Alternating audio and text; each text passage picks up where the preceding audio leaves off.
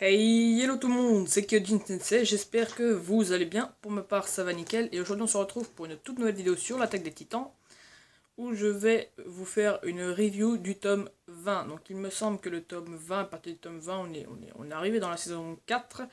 Donc, pour les risques de... Il me semble, hein, je suis pas sûr de ce que je dis, mais je pense. Parce qu'il me semble, corrigez-moi si c'est faux, mais la saison 3 en tome s'arrête au tome 17, il me semble. Donc si c'est faux, si je dis une bêtise, hein, peut-être, hein, donc corrigez-moi, mais il me semble.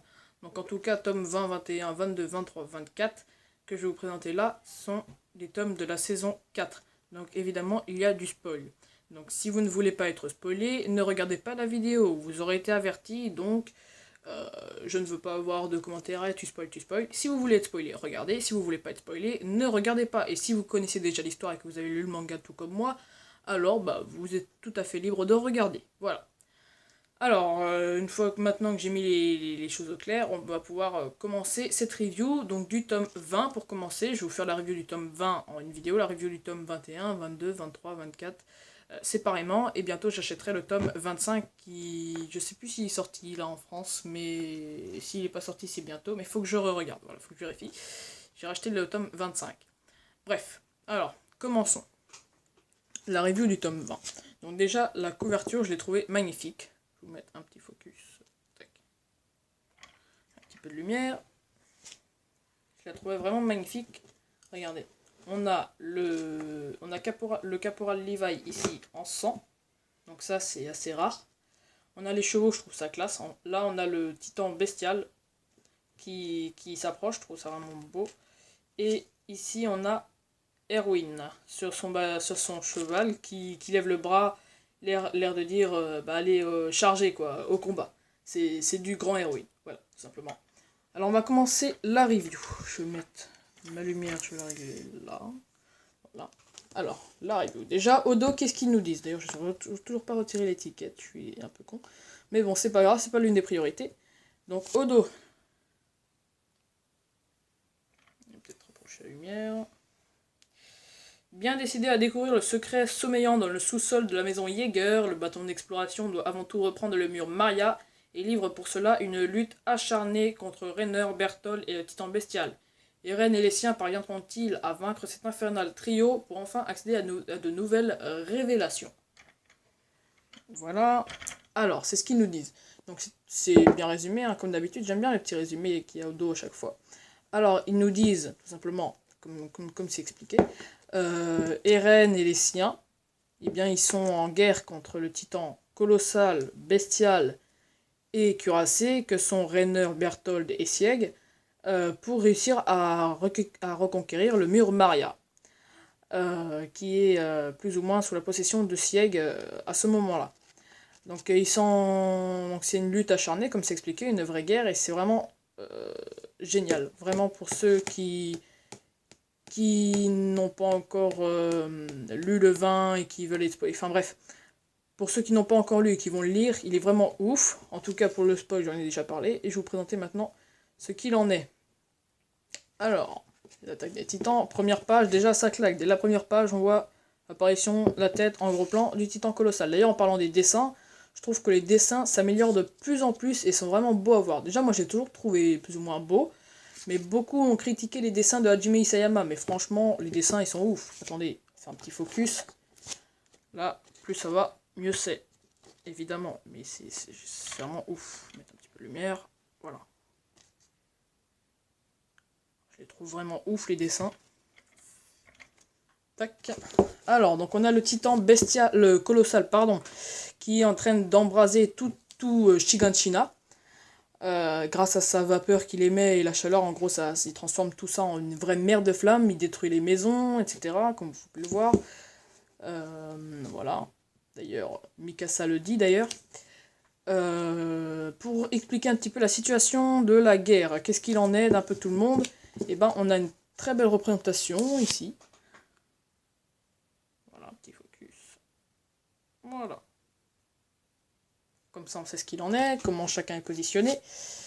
Et alors, tac, pour vous montrer un peu la suite. Donc on a des pierres qui sont jetées, Levi et Erwin qui sont de l'autre côté du mur, Eren, Mikasa et quelques autres gens, etc. Armin sont à l'intérieur face au titan colossal. Levi et Erwin sont à l'extérieur face au bestial. Et comment dire, d'autres titans qui sont à côté du bestial. Le cuirassé, lui, on ne le voit pas à ce moment-là. Alors, ici, donc on a des pierres jetées qui détruisent toutes les maisons. Qui est l'auteur de ça? C'est le bestial. Il envoie des pierres, il détruit tout.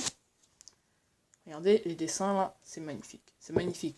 Franchement, on ne peut plus arriver à ce moment-là des tomes, à partir du tome 20, même un petit peu avant, on ne peut plus cracher sur les dessins d'Hajime Isayama. Ils sont vraiment ouf. Vous allez voir par vous-même. C'est vraiment super beau. Donc voilà. Tac. La suite. On a Pieck qui lui rapporte ses pierres. Le titan bestial, comme vous voyez, il brise les pierres. Et il les jette sous forme de débris pour détruire en fait l'humanité, hein, comme ils le font depuis tout le temps. Hop. Voilà, les dessins. Les dessins, ils sont super lourds. Voilà. Tac. Donc il lance ça. Il détruit énormément de choses, comme vous pouvez le voir juste là. Le dessin est magnifique là. Un petit peu de lumière. Voilà. Tac. Avançons un petit peu. Alors, ensuite, on a Erwin et Levi qui vont parler longtemps. Et finalement, ils vont se décider de faire un plan. Erwin va... attendez, ça je vais vous expliquer après, puisqu'on retourne à Eren juste là. Donc Eren, il va hurler à plein poumon pour attirer le colossal et pour éviter qu'il détruise tout. Sauf que Eren, de 15 mètres, ne peut rien faire physiquement en combat face au colossal. Et ça, on va le voir avec une image très bientôt. Peut-être juste après. Là, voilà, on a Eren qui court face au colossal en face. Et il va se jeter sur son pied en criant. Voilà, c'est du Eren, quoi. C'est magnifique. Regardez. Voilà. Et donc là, il essaye de repousser le pied tant bien que mal du colossal. Mais en vain, parce que le colossal, il remonte Eren. Vous voyez la taille qu'il fait quoi, par rapport à Eren, c'est vraiment ouf, 60 mètres. Excusez-moi, je crois que j'ai dit 50 avant, donc 60. Et là, il va jeter Eren, pan, dans le mur. Donc voilà, physiquement, Eren ne peut rien faire face à ce titan. Comme tout autre d'ailleurs. Ensuite, eh bien, on a Armin, Jean, Mikasa et Connie qui se jettent sur le colossal pour essayer de le tuer, hein, mine de rien. Hop. Sauf que c'est impossible puisque là, le titan colossal utilise sa technique de vapeur bouillante et ça les crame, donc voilà, il brûle. D'ailleurs, Armin va être brûlé à la fin, voilà, bon, on s'en fout. Là, on a encore une belle image du colossal, juste là. Je vais mettre un petit peu la lumière. Voilà. Ensuite, donc là, on en est au milieu. Le titan cuirassé qui se relève, juste là. Ensuite, le bestial, lui, jette toujours ses pierres, sauf que Levi et Erwin ont fait un plan. Donc Erwin va se lancer avec ses soldats au risque de mourir complètement face au titan bestial, donc au risque de se lancer des pierres dessus et de crever, comme ça va arriver d'ailleurs. Et pendant ce temps que ça va distraire complètement l'attention du bestial, et ben Levi, lui, va faire le tour, il va achever les titans un par un, et il va, regardez, tu vois, Erwin, il charge avec une troupe de soldats. Pendant ce temps, lui, Levi, il va faire le tour. Il met des fumigènes pour un peu gâcher la vue du bestial. Levi, lui, il va faire le tour pour... Vous voyez, ça fait de la boucherie, hein. C'est l'attaque des titans. Donc Levi, je continue, hein, fait le tour, il va achever les titans qu'il y a autour du bestial un par un, et finir par arriver au bestial, et c'est ce que j'aime le plus dans le tome 20, c'est le combat titan-bestial contre Levi. Donc là, vous voyez, ça fait de la boucherie, de la boucherie, de la boucherie, de la boucherie. Tac. Voilà. Hop, et là, Levi, il arrive, il a tué tous les titans, et il est face au bestial. Et là, c'est magnifique, j'adore cette scène. Comme vous pouvez le voir, il va taillader le bestial, donc c'est là qu'on se rend compte que Levi, en fait, ça a toujours été un monstre, et ça le sera toujours. Il taillade le bestial, ça m'a énormément surpris, parce que le bestial, pour moi, était encore quand même un niveau au-dessus. Hop. Et là, Sieg, il sort, il se prend l'épée dans la bouche. Mais là, à ce moment-là, alors qu'il pensait détenir Sieg, le titan en charrette, donc Pieck, vient sauver Sieg, le remporte avec lui en le prenant dans sa gueule. Les autres titans viennent pour bouffer Levi sous ordre de Sieg, qui dit de le tuer. Voilà, donc il a une grande autorité sur tout autre titan. Même les titans normaux, les dessins sont bien plus appliqués.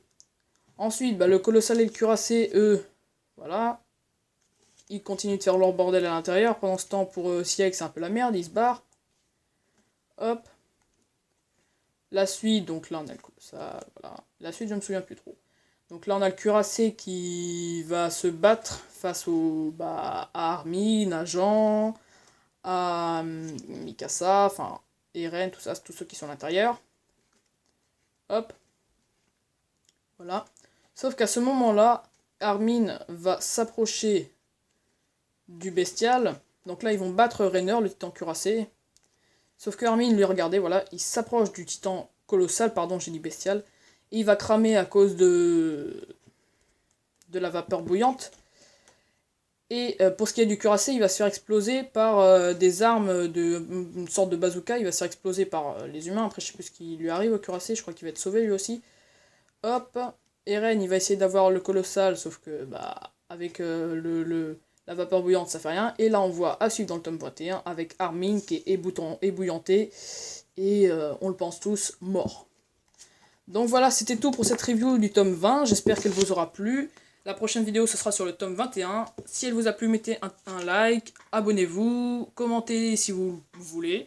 Et moi, je vous dis à la prochaine. Jana.